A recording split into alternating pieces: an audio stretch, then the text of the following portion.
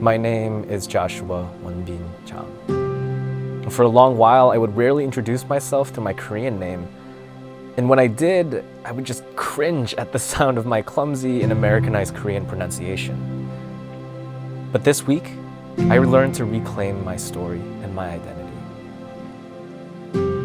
What's going on, guys? It's close to 9 o'clock p.m. On a Tuesday night, and it's about 12 hours until my flight leaves from Houston to LA.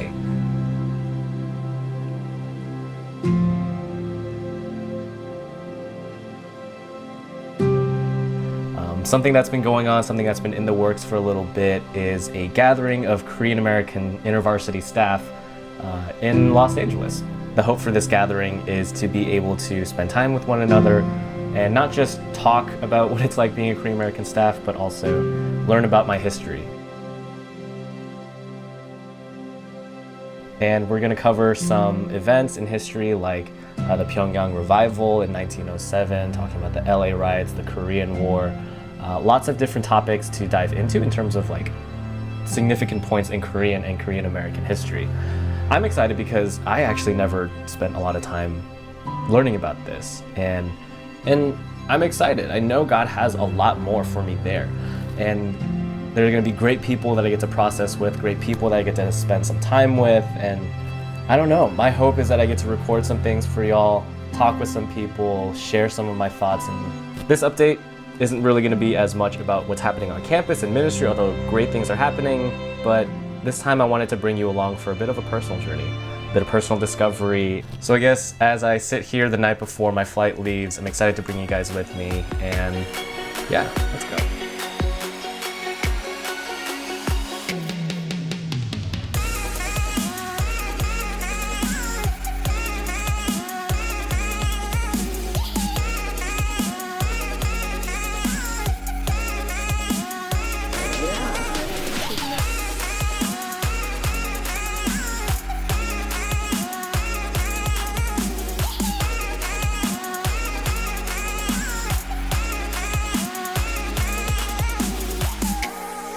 And really, there's just too much that happened this past week to capture in this one video.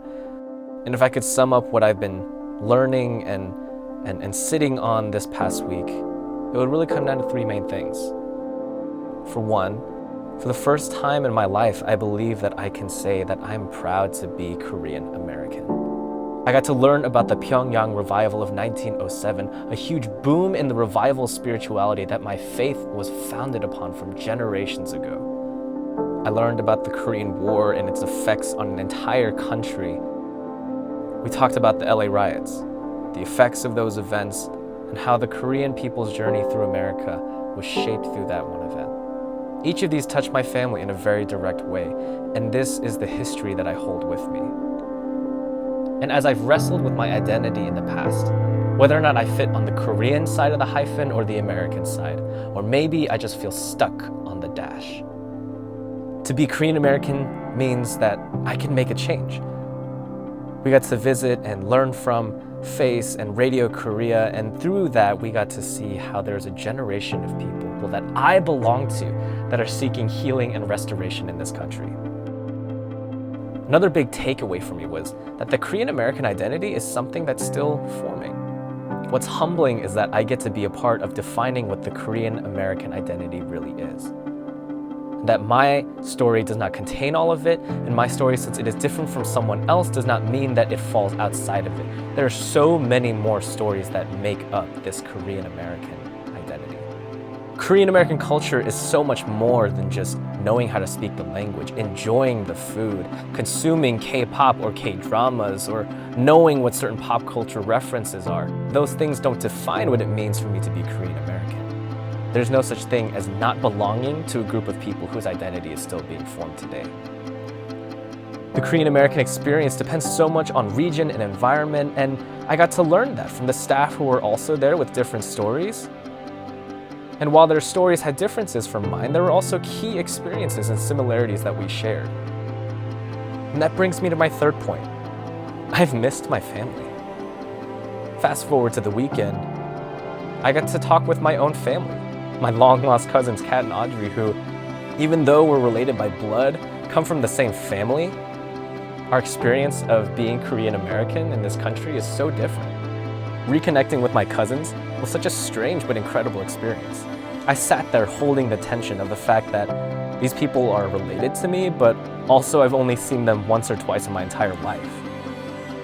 There was a beautiful and mysterious connection as we shared our lives with one another, as we talked about ideas, as we ate good food, as we sang karaoke, as we continued to mourn the loss of connection but celebrate the rebirth of a new one. Being with the Korean InterVarsity staff helped me feel like I belonged to a family that was not my own. And while a lot of Korean staff in InterVarsity have been affected by their experiences with the Korean church and communities, our hope was not just to criticize and nitpick, but these people wanted to see healing and restoration happen in our Korean circles and communities. This was a family that I could belong to. I left this weekend with a new sense of belonging, a new sense of family, but also a small dissatisfaction of not really quite nailing down what it means to be Korean American. And while for years I saw my Korean American identity as a puzzle to solve or a problem to fix, I now know this isn't a problem, but my Korean American identity is a gift. But with that in mind, I'll continue pressing forward, continue asking questions and listening to stories. 제 이름은 장원빈입니다.